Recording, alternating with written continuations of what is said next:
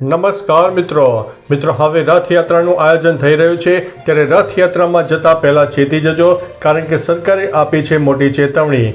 વૃદ્ધો અને બીમાર લોકો ઘરે બેઠા જ રથયાત્રાના દર્શન કરજો। કોરોનાના કેસ વધતા આરોગ્ય મંત્રીની અપીલ સામે આવી છે।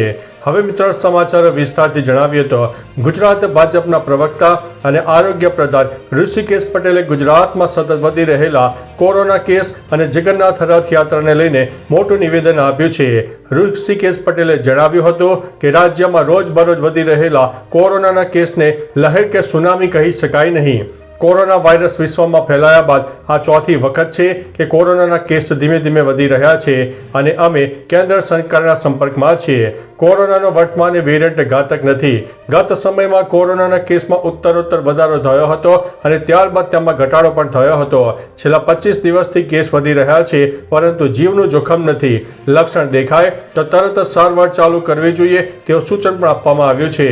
તેમણે જણાવ્યું છે કે સતત વધતા કેસ અને રથયાત્રા મામલે વધુમાં વધુ લોકોને અપીલ કરતા કહ્યું છે કે જેને શરદી ખાંસીના લક્ષણો હોય, કોર્મોબિડ દર્દી હોય, ઉંમરલાયક વ્યક્તિ હોય તે લોકોએ રથયાત્રામાં જવાનું ટાળવું જોઈએ અને ઘરે બેસીને જ ભગવાન જગન્નાથજીના દર્શન કરવા જોઈએ। બીમાર લોકોએ તો ખાસ કરીને ભીડભાડમાં જવું જોઈએ નહીં। તો ચાલો મિત્રો, ફરીથી દેશ અને દુનિયાના સુપરફાસ્ટ સમાચાર લઈને મળતા રહીશો।